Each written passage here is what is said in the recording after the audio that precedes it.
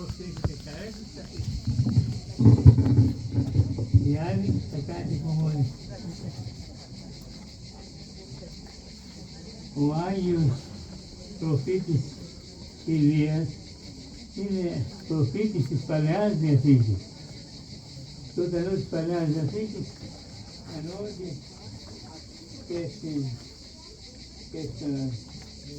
και τώρα και πάντοτε και ιδιαίτερα στην εποχή εκείνη που οι άνθρωποι ήταν περικυκλωμένοι από ειδωλολάτρες, οι προφήτες είχαν μεγάλη πέραση.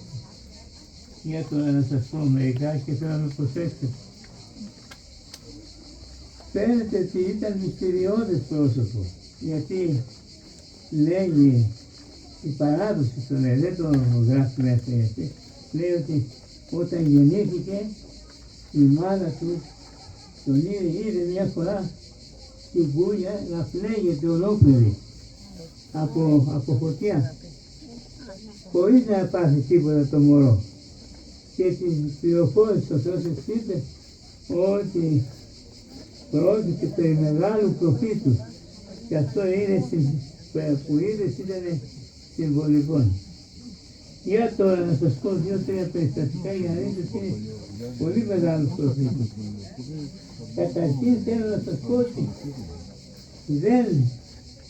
δεν υπήρχε ποτέ εποχή τον περιθώρισα τον προφήτη από την πλευρά της κρατικής εξουσίας. Ήτανε πάντοτε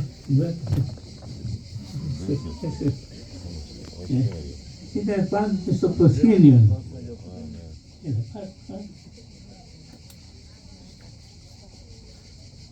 Να σας πω τώρα μερικά περιστατικά για να δείτε ότι δεν είναι έτσι.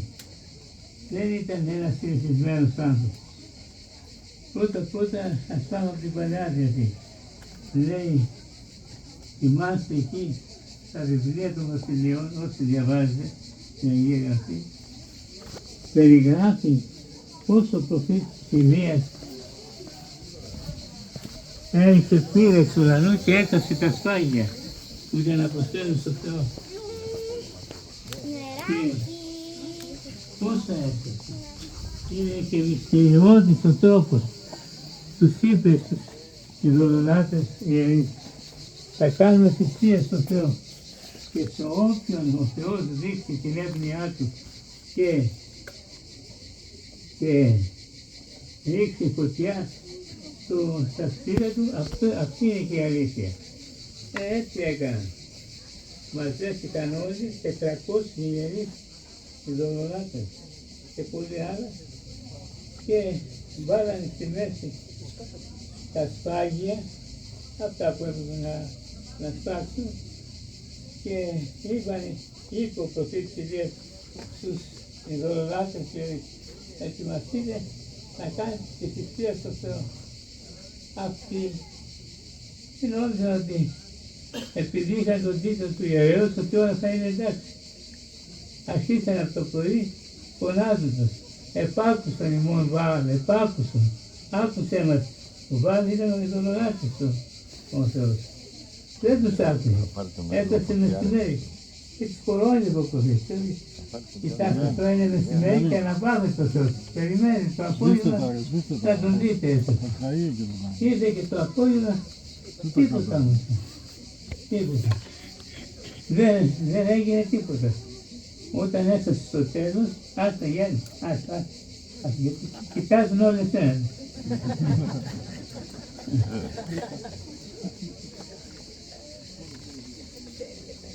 Το βράδυ δεν ήξερα, δεν μπορούσαν να δικαιολογήσουν την αδράνειά τους αυτή. Και τότε ο προφήτης Ηλίας διέταξε και πήραν όλα από το μέρος όπου θυσίαζαν τα ζώα και τους είπε στους ιερείς, στους δικούς τους, ρίξατε πάνω νερό και έριξαν κουβάδες στο νερό και ξανά δευτερώσατε και τριτέσσερες. Γιατί τους το πέφτω, γιατί τα ξύλα δεν γεμίσουν νερό. Ήταν αδύνατον να πάρουν φωτιά. Όμως το προφήτη Ηλία πήρε φωτιά. Και λέει, όταν είπε, ευχαρίστησε τον Θεό και είπε, δώστε μας ένα σημάδι της χάριτός σου.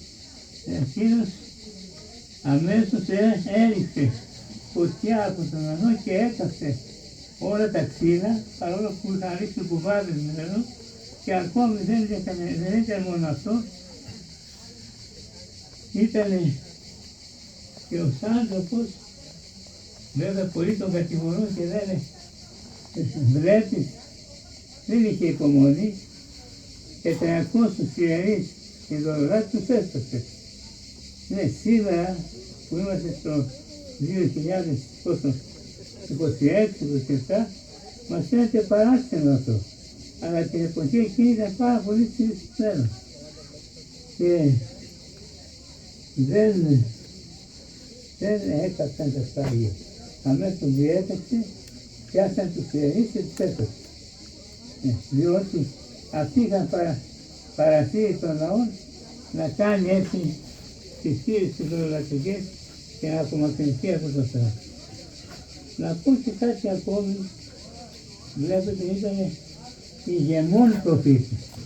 Δεν ήταν ένας προφήτης που απλώς τον παρουσίασε ο Θεός, αλλά ήταν ηγεμονικός και όσα έκανε τα έκανε μετά από παραγγελία του Θεού.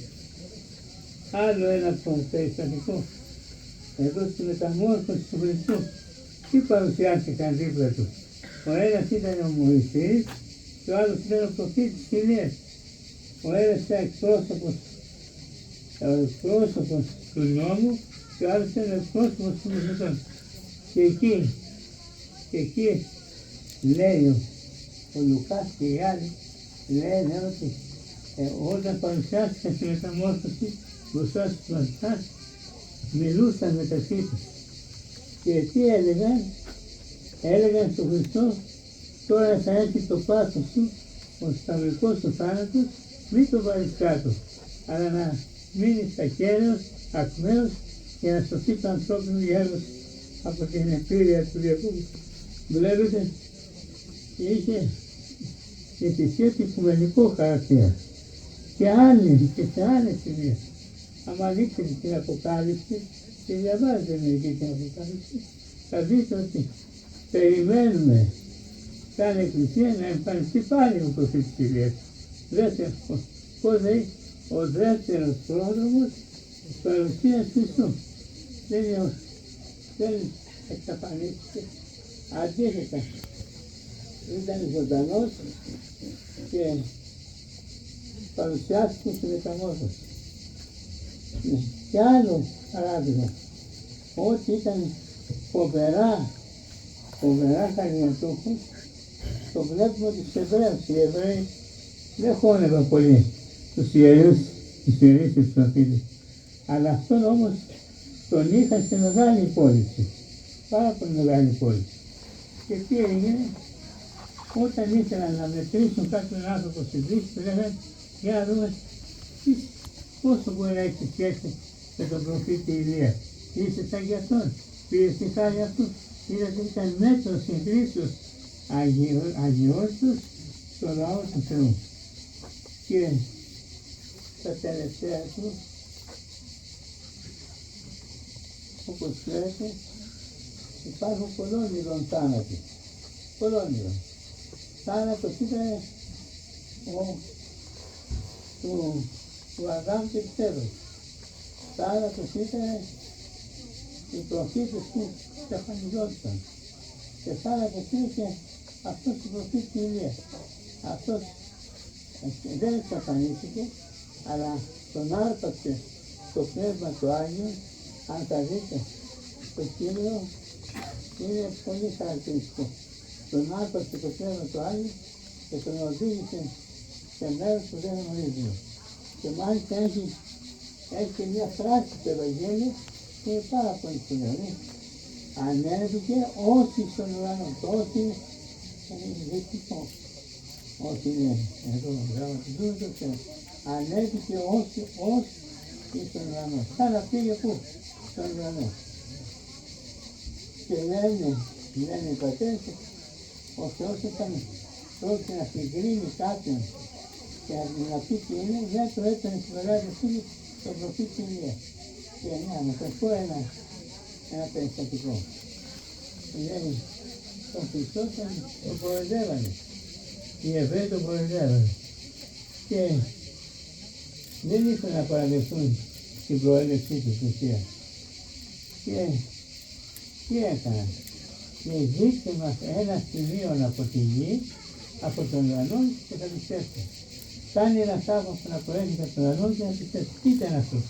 Οι δύο κοποί της Κυρίας έριξε φωτιά από τον ουρανό και έκασε τα ξύλα αυτά της θυσίας. Είδατε τι είπε ο Θεός στους ανθρώπους. Μέσω της Ηλίας.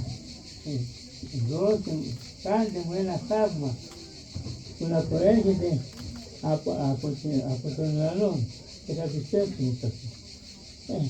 Να σας λέω, σας είπα μερικά, άμα θέλετε και διαβάζετε, θα κάνετε καθόμαστε κάτω τηλεόραση και να βλέπουμε όλα εκείνα τα αγγελία και τα παιδρά. Άμα θέλετε, μπορείτε να διαβάσετε τα βιβλία των βασιλειών του Έγκυου, του Αγία Γραφή, και μέσα εκεί θα δείτε κι άλλα σημεία του Προφήτη. Εμείς τον γιορτάζουμε πανηγυρικά, βλέπετε, σε όλη την Ελλάδα, αλλά και στην Ρωσία και στην Αφρική και σε χώρες που είναι χριστιανικές, το τιμούν πάρα πολύ. Και εκεί που τον είδε η μητέρα του στη Δούνια να φλέγεται, γι' αυτό και τον έβγαλαν Ηλία. Ηλίας θα πει ο υποψήφιος κληρονόμου, αυτός ο οποίος